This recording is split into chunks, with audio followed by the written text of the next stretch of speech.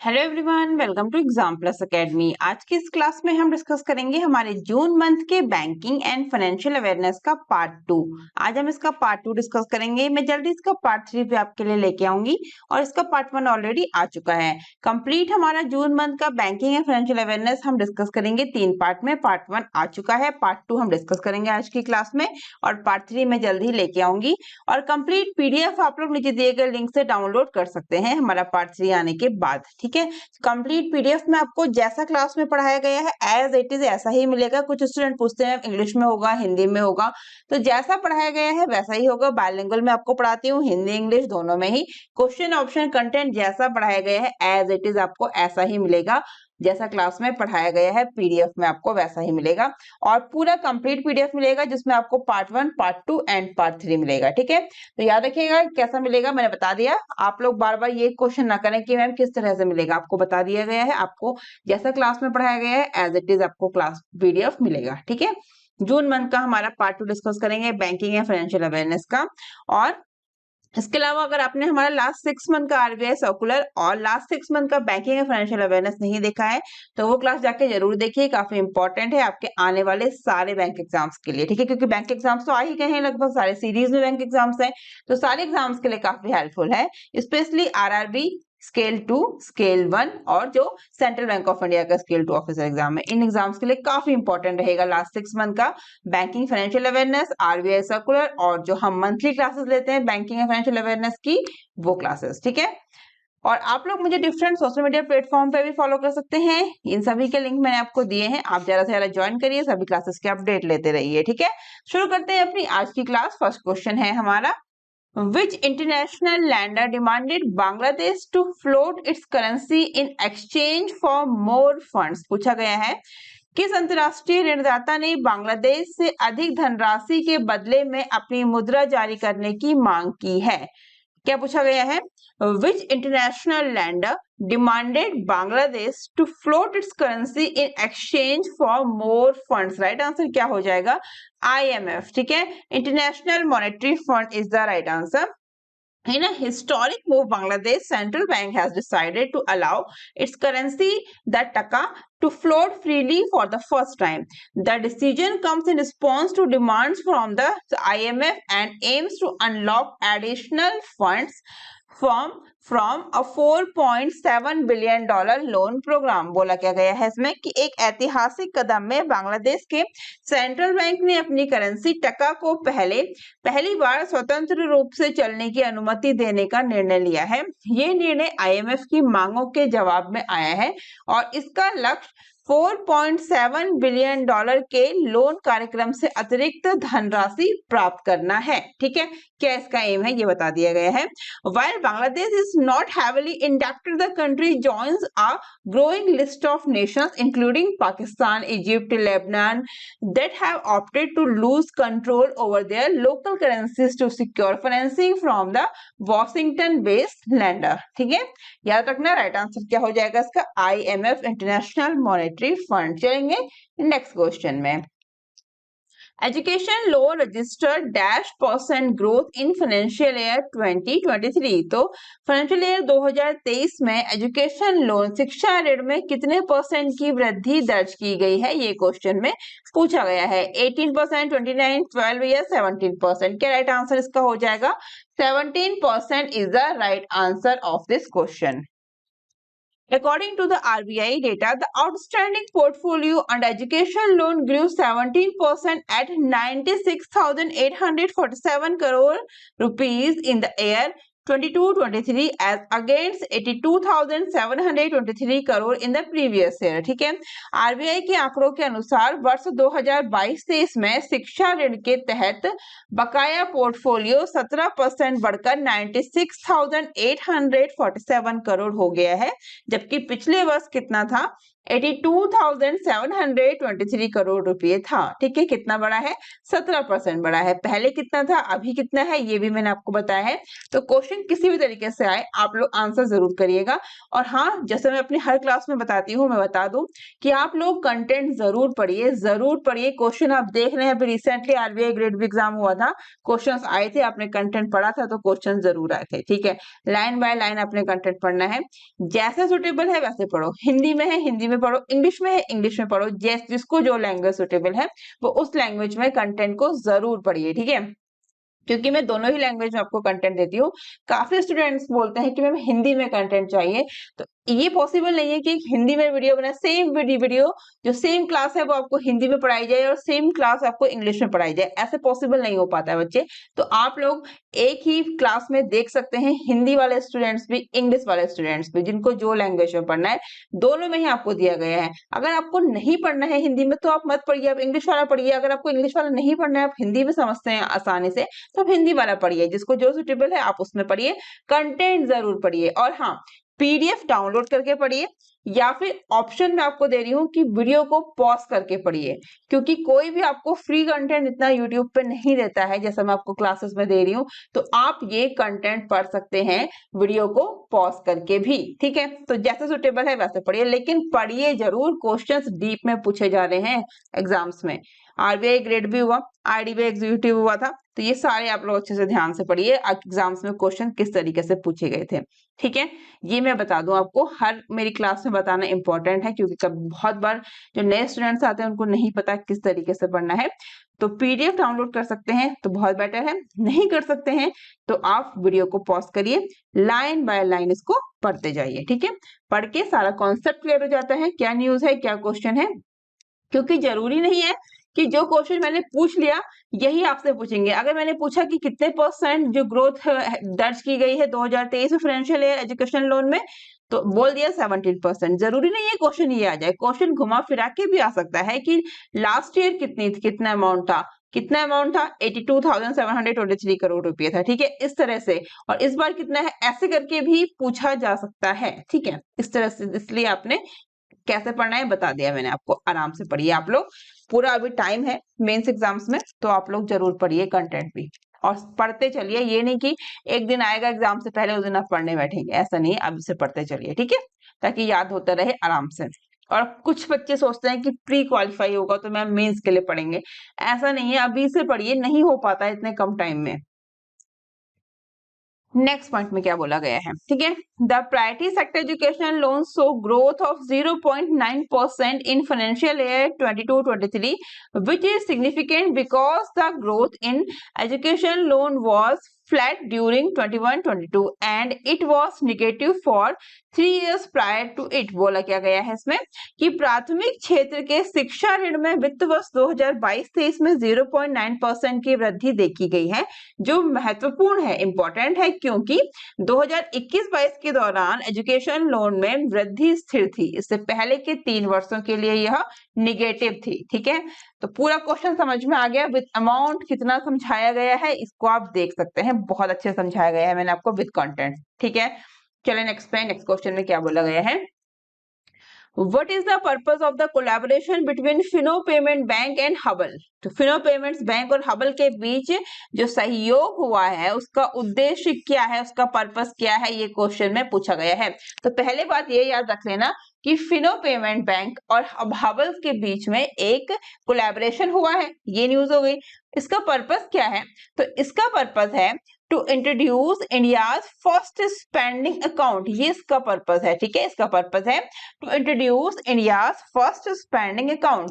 The collaboration between Fino Payment Bank and Hubble aim to launch a unique spending account that allows customers to park their funds, make purchases across various categories and save up to 10% on transactions। ठीक है, ये collaborations का main motto बताया मैंने कि क्या है, to introduce India's first spending account। the collaboration between किस-किसके बीच में collaboration हुआ है, Fino payments bank and Hubble aims to launch a unique spending account that allows customers to park their funds, make purchases across various categories and save up to 10% on transactions। ठीक है, Fino Payment Bank has announced its collaboration with Sequoia Capital-backed fintech Hubble to launch India's first spending account. तो Fino Payment Bank ने भारत का पहला web खाता launch करने के लिए Sequoia Capital समर्थित fintech Hubble के साथ सहयोग की घोषणा की है। ठीक है, This innovative offering allows customers to conveniently park their funds, make purchases across various categories such as food ordering, shopping, travel and entertainment, and save up to 10% on all transaction made through the account. Clear?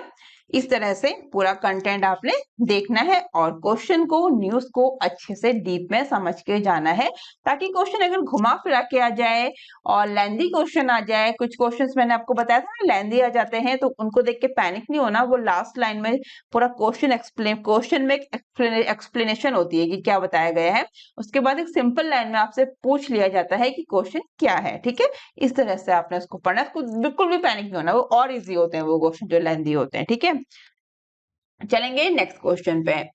How much cash transfer is provided to eligible women under the प्रधानमंत्री मातृ वंदना योजना? तो प्रधानमंत्री मातृ वंदना योजना के तहत पात्र महिलाओं को कितना नकद हस्तांतरण प्रदान किया जाता है, ये क्वेश्चन में पूछा गया है। How much cash transfer is provided to eligible women under the प्रधानमंत्री मातृ वंदना योजना? राइट आंसर क्या हो जाएगा? ₹5000 इन 3 इंस्टॉलमेंट्स। ठीक है, क्या बोला गया है? ₹5000 in 3 installments. क्या है? Eligible woman receives a direct cash transfer of ₹5000 in 3 installment under the PMMVY यानी कि प्रधानमंत्री मातृ वंदना योजना के थ्रू जो वुमेन्स हैं वो रिसीव करती हैं, डायरेक्ट कैश मिलता है उनको, कैश ट्रांसफर किया जाता है उनके अकाउंट्स में। कितना? 5000 रुपये 3 इंस्टॉलमेंट में। ठीक है, under PMMVY a cash incentive ₹5000 is provided directly to the bank post office account of pregnant women and lactating mothers for first living child of the family subject to fulfilling specific conditions relating to maternal and child health. ठीक है, बोला गया है कि प्रधानमंत्री मातृ वंदना योजना के तहत माता एवं शिशु के स्वास्थ्य से संबंधित जितने भी विशिष्ट शर्तों को पूरा करने के अधीन परिवार के पहले जीवित बच्चे के लिए गर्भवती महिलाओं को स्तनपान कराने वाली माताओं के बैंक डाकघर खाते में 5000 रुपये डायरेक्ट मतलब सीधे उनके अकाउंट में 5000 रुपये का प्रोत्साहन, नकद प्रोत्साहन प्रदान किया जाता है। ठीक है, ये आपने अपने आसपास के जो एरिया है वहां पे भी देखा होगा, जो आशा वर्कर्स है उनसे भी सुना होगा कि डायरेक्टली 5000 रुपये अकाउंट में ट्रांसफर किए जाते हैं। ठीक है, जो भी प्रेग्नेंट वुमेन्स हैं, लैक्टेटिंग मदर्स हैं, जो उनका फर्स्ट बेबी होता है उसके लिए। ठीक है, कितना? 5000 रुपये इन 3 इंस्टॉलमेंट। चलेंगे नेक्स्ट क्वेश्चन पे। Saktikanta Das, the governor of the Reserve Bank of India, was honored with the Esteemed Governor of the Year Award for 2023. Which organizations presented the Governor of the Year Award to Saktikanta Das? पूछा क्या गया है इसमें कि RBI के governor Shaktikanta दास को 2023 के सम्मानित governor of the year award से सम्मानित किया गया। किस संगठन ने शक्तिकांता दास जी को governor of the year award प्रदान किया? ठीक है, ये न्यूज था, पता होगा, इनको मिला है governor of the year award. पूछा क्या गया है किस ऑर्गेनाइजेशन ने।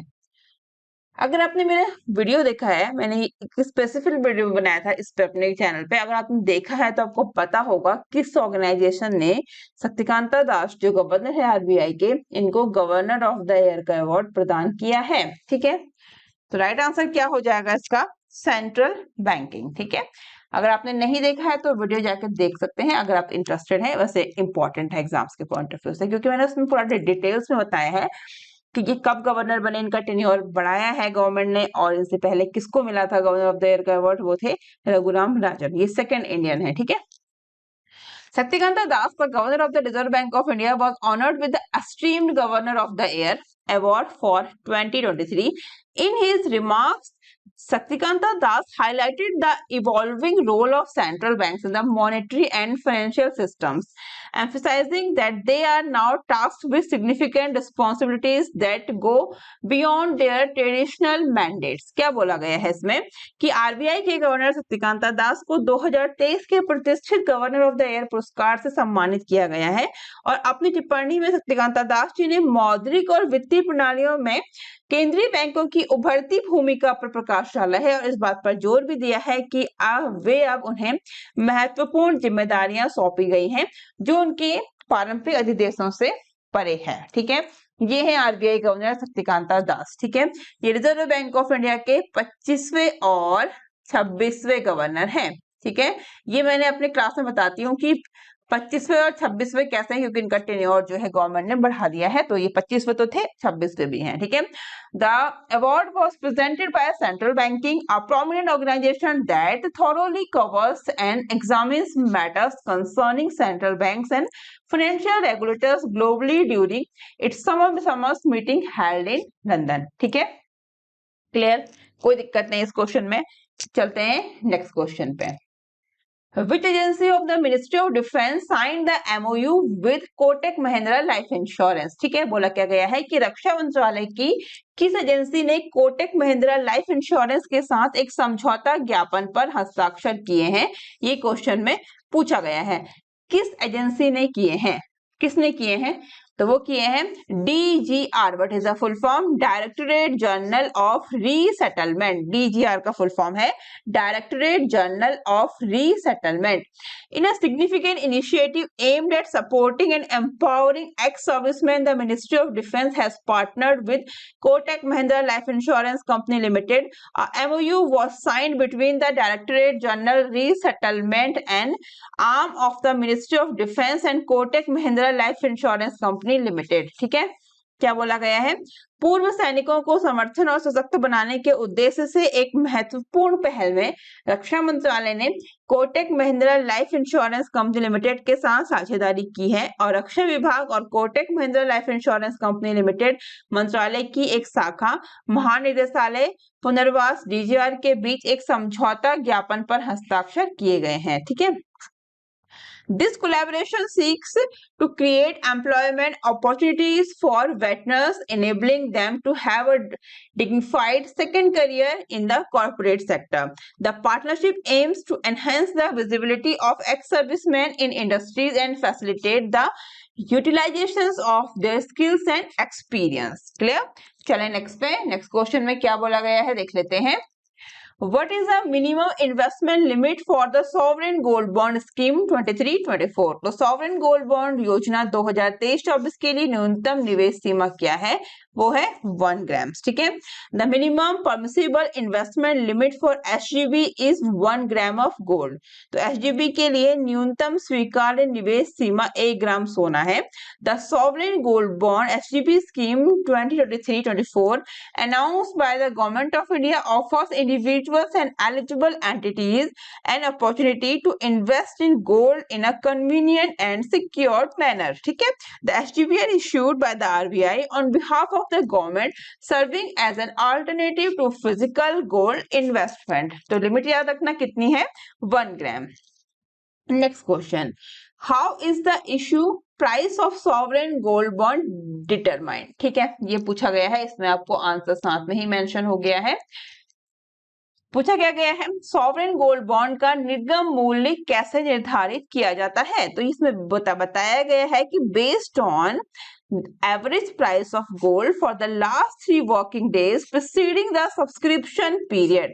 बोला क्या गया है कि based on the average price of gold for the last 3 working days preceding the subscription period, the issue price of SGB is fixed in Indian rupees based on the simple average of the closing price of gold with 999 purity for the specified period। तो सदस्यता अवधि से पहले पिछले 3 कार्य दिवसों के लिए सोने की औसत कीमत के आधार पर निर्दिष्ट अवधि के लिए 999 शुद्धता वाले सोने के समापन मूल्य के साधारण औसत के आधार पर SGB का निर्गम मूल्य भारतीय रुपये में तय किया जाता है।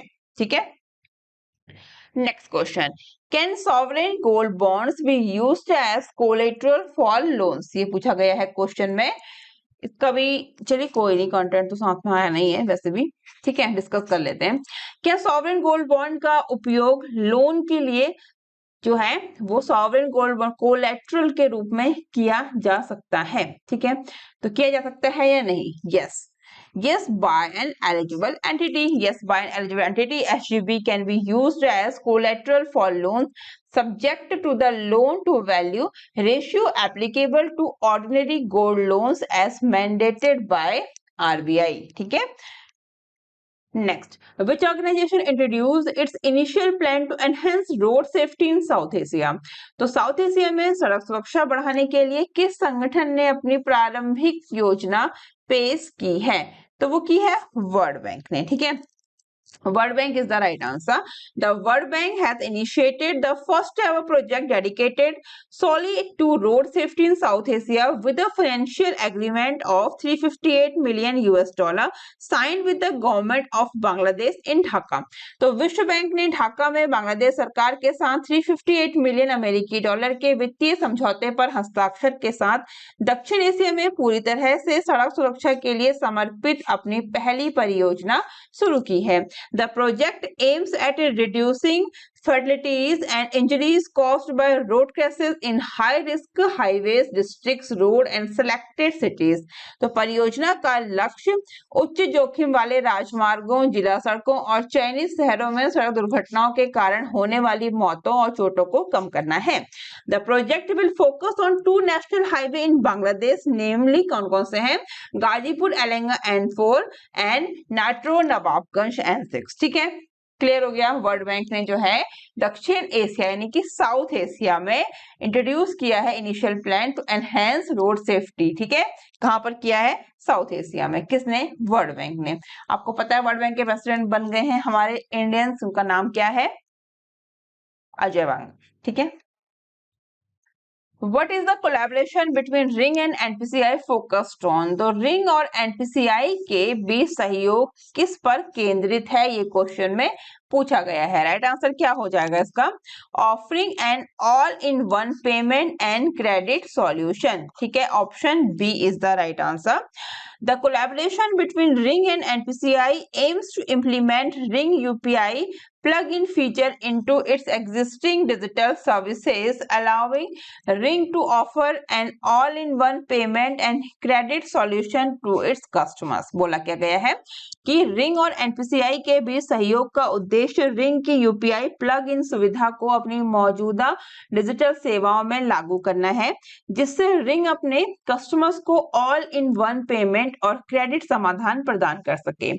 Ring, a digital credit platform in India, is collaborating with the NPCI to implement its UPI plug-in features into its existing digital services. This agreement will allow Ring to provide its customers with scan and pay option as well as attracting new customers who prefer to use UPI for payments, ठीक है। तो भारत में एक digital credit platform ring अपनी मौजूदा digital सेवाओं में UPI plug in सुविधा को लागू करने के लिए एनपीसीआई के साथ सहयोग कर रहा है। Next question, What was the dividend amount presented by SBI to the Finance Minister for the financial year 22-23? तो फाइनेंशियल ईयर 2022-23 के लिए SBI द्वारा फाइनेंस मिनिस्टर को प्रस्तुत लाभांश राशि क्या थी? कितना था वो प्रॉफिट, ठीक है, कितना था? कितना था? 5,740 करोड़, ठीक है, डिस्कस कर लेते हैं इसी को। SBI, the country's largest public sector bank, has presented a dividend check of rupees 5,740 crore to finance minister Nirmala Sitharaman for the financial year, ठीक है। देश के सबसे बड़े सार्वजनिक क्षेत्र का बैंक है एसबीआई ने फाइनेंशियल ईयर 2022-23 के लिए फाइनेंस मिनिस्टर निर्मला सीतारमण जी को 5,740 करोड़ रुपए का लाभांश चेक पेश किया है। The dividend payment was made by SBI chairperson, कौन है वो? Dinesh Kumar Khara, in the presence of financial service secretary Vivek Joshi. The dividend amount marks the highest ever dividend given by SBI to the government of India for a financial year. Clear? चलेंगे next question पे। Next question में हमसे क्या बोला गया है? What is the name of the scheme introduced by Indian Overseas Bank that allow customers to choose any name as their saving account number? Indian Overseas Bank के द्वारा शुरू की गई उस योजना का नाम क्या है जो ग्राहकों को अपने बचत खाता नंबर के रूप में कोई भी नाम चुनने की अनुमति देती है? वो है माई अकाउंट माई नेम। काफी स्टूडेंट्स को पता होगा, लेकिन डिस्कस कर लेते हैं। Indian Overseas Bank, a public sector lender based in Chennai, has launched a groundbreaking scheme called My Account My Name, which enables customers to select any name as their saving account number. ठीक है।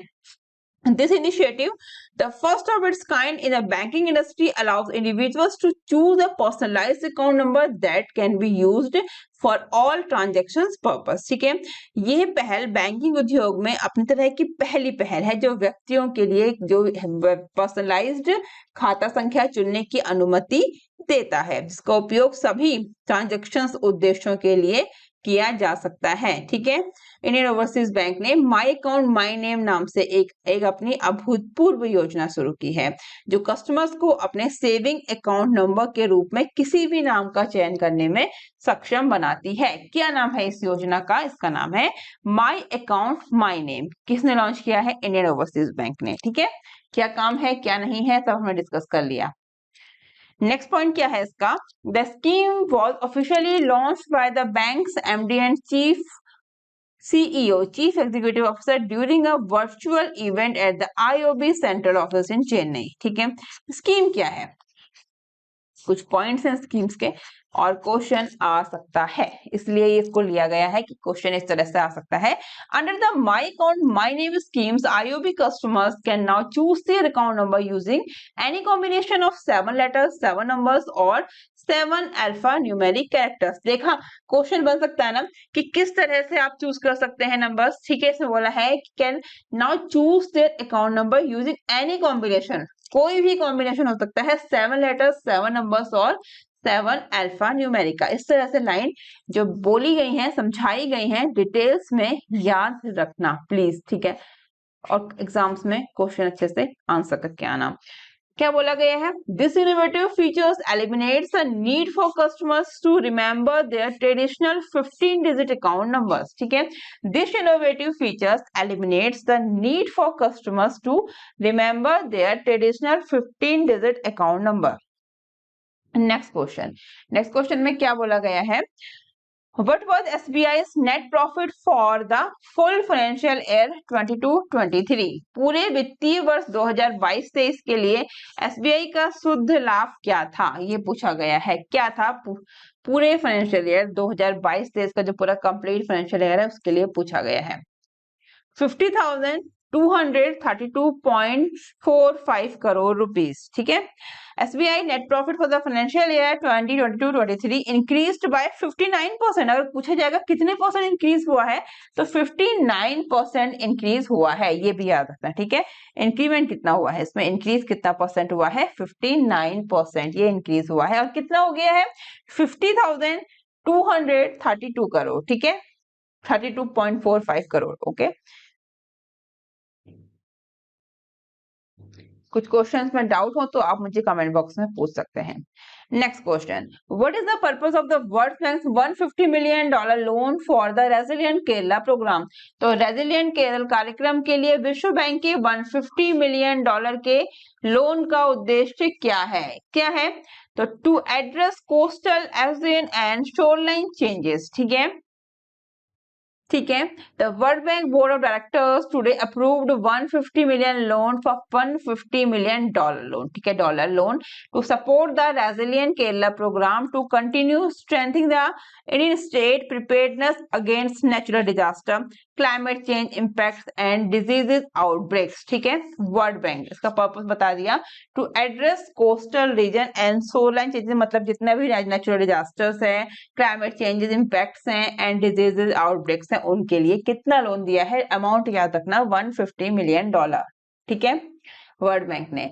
तो विश्व bank के निदेशक मंडल ने आज प्राकृतिक आपदाओं, जलवायु परिवर्तन प्रभावों, बीमारी के प्रकोप के खिलाफ भारतीय राज्य की तैयारियों को मजबूत करने के लिए रेजिलिएंट केरल कार्यक्रम का समर्थन करने के लिए $150 मिलियन के लोन को मंजूरी दे दी है। ठीक है, नेक्स्ट क्वेश्चन में क्या बोला गया है, who is the World Bank country director for India. अभी मैंने आपको बताया था प्रेसिडेंट कौन बने हैं, अजय बांगा वर्ल्ड बैंक के। पूछ लिया गया है कि भारत के लिए विश्व बैंक के कंट्री डायरेक्टर कौन है, कंट्री हेड बोले, कंट्री डायरेक्टर बोले, क्या नाम है उनका, ये क्वेश्चन में आपसे पूछा गया है। तो उनका नाम है अगस्ती तानुकोमे, ठीक है। Auguste Tano Kouame is the World Bank country director for India. तो वर्ल्ड बैंक के कंट्री डायरेक्टर हैं इंडिया के लिए, उनका नाम है Auguste तानुकोमे for India and has emphasized the importance of resilient Kerala program in increasing the state resilience to climate change। तो अगस्ती तानुकोमे भारत के लिए विश्व बैंक के कंट्री डायरेक्टर हैं और उन्होंने जलवायु परिवर्तन के प्रति राज्य की लचीलापन बढ़ाने में रेजिलिएंट केरल कार्यक्रम के महत्व पर जोर दिया है। वर्ल्ड बैंक की बात करेंगे, प्रेसिडेंट है अजय बांगा, फाउंडेड इन जुलाई 1944, का हेडक्वार्टर कहाँ पे है, वॉशिंगटन डीसी यूएसए, ठीक है। कंट्री हेड कौन है, अगस्ती तानुकोमे। क्वेश्चन आ सकता है, देख जाइएगा, ठीक है। Next question, what is the issue price of sovereign gold bonds 23-24 series 1। तो सॉवरेन गोल्ड बॉन्ड 2023-24 श्रृंखला का निर्गम मूल्य क्या है, ये क्वेश्चन में पूछा गया है। तो कितना है, 5,926 per gram। The issue price of the bond during the subscription period shall be rupees 5,926 per gram, as also published by RBI in their press release dated June 16, 2023। पूछा क्या गया है इसमें कि सॉवरेन गोल्ड बॉन्ड 2023-24 श्रृंखला 1 का निर्गम मूल्य क्या है। सदस्यता अवधि के दौरान बॉन्ड का निर्गम मूल्य 5,926 रुपये प्रति ग्राम होगा, जैसा कि आरबीआई ने 16 जून 2023 को अपनी प्रेस विज्ञप्ति में भी प्रकाशित किया था, ठीक है। चलेंगे नेक्स्ट क्वेश्चन पे, क्या पूछा गया है नेक्स्ट क्वेश्चन में, ये देख लेते हैं। इसमें क्या पूछा गया है कि सबल bank introduced India's rupee accounts for individuals in which country। तो सबल बैंक ने किस देश में व्यक्तियों के लिए भारतीय रुपया खाता शुरू किया है, किस बैंक में की, किस देश में किया है, तो वो है रशिया, ठीक है। सर्बिक bank Russia top lender has announced that individuals can now open accounts in Indian rupee as the bank looks to decrease its reliance on the US dollar and euro, ठीक है। तो रूस के शीर्ष ऋणदाता सर्बिक बैंक ने ये घोषणा की है कि सबेर बैंक ने घोषणा की है कि व्यक्ति अब भारतीय रुपयों में खाते खोल सकते हैं, क्योंकि बैंक अमेरिकी डॉलर और यूरो पर अपनी निर्भरता कम करना चाहता है। सबेर bank has more than 100 million retail clients and already offer deposits in China yuan and UAE dirhams, ठीक है। तो सबल बैंक के 100 मिलियन से अधिक खुदरा ग्राहकों के ग्राहक हैं और ये पहले से ही चीन के युआन और संयुक्त अरब अमीरात दिरहम में जमा की पेशकश करता है, ठीक है। इसी के रिगार्डिंग इंपॉर्टेंट पॉइंट्स है, the bank's finance chief stated the सबल bank will issue bond in the Chinese yuan if the opportunity arises and will continue borrowing in rubles। In addition, rival VTB has announced plans for yuan saving to make up a significant portion of Russia foreign exchange portfolio by 2025, ठीक है, clear. चलिए next question पे, next question में क्या है, What was the reason behind Moody's downgrade Bangladesh rating. तो Moody के द्वारा बांग्लादेश की रेटिंग हटाने के पीछे का क्या कारण था, आंसर ऑलरेडी रेड है, कोई बात नहीं, देख लेते हैं। High inflation and weak economic performance, Moody's downgraded Bangladesh ratings due to country's weakened economy, heightened external vulnerability and liquidity risk primarily caused by high inflation and weak economic performance। तो Moody's ने देश की कमजोर अर्थव्यवस्था, बढ़ी हुई बाहरी भेद्यता और तरल जोखिम के कारण बांग्लादेश की रेटिंग घटा दी है, जो मुख्य रूप से उच्च मुद्रास्फीति और कमजोर आर्थिक प्रदर्शन के कारण है, ठीक है। Next question, what is a free and floating currency? निःशुल्क एवं अस्थाई मुद्रा क्या है? A currency whose value is determined by market forces. क्या है what is the free and floating currency? A currency whose value is determined by market forces. A currency whose value is determined by market forces in a free and floating currency system the exchange rate is determined by supply and demand in the foreign exchange market। एक मुद्रा जिसका मूल्य बाजार की शक्तियों द्वारा निर्धारित होता है। एक मुक्त और अस्थायी मुद्रा प्रणाली में विनिमय दर विदेशी मुद्रा बाजार में आपूर्ति और मांग से निर्धारित होती है। ठीक है, कंप्लीट हो गया जून मंथ का हमारा बैंकिंग एंड फाइनेंशियल अवेयरनेस का पार्ट 2। ठीक है, अगर वीडियो अच्छी लगे तो शेयर जरूर करें, अदर स्टूडेंट्स को जरूर बताएं चैनल का नाम। आप लोग हमसे डिफरेंट सोशल मीडिया प्लेटफॉर्म पर जुड़ सकते हैं, इन सभी के लिंक आपको दिए गए हैं, इन पे ज्यादा से ज्यादा जुड़िए ताकि आप अपडेट्स रहें किसी भी नई इन्फॉर्मेशन के रिगार्डिंग। ठीक है, चैनल पर नए हैं तो सब्सक्राइब करके जरूर जाएं जिससे, और बेल आइकन जरूर दबाएं जिससे आपको आने वाली सभी इंपॉर्टेंट क्लासेस के नोटिफिकेशन मिल सके। ठीक है, तो आज के लिए बस इतना ही, मिलते हैं नेक्स्ट वीडियो में। Thank you, thanks for watching.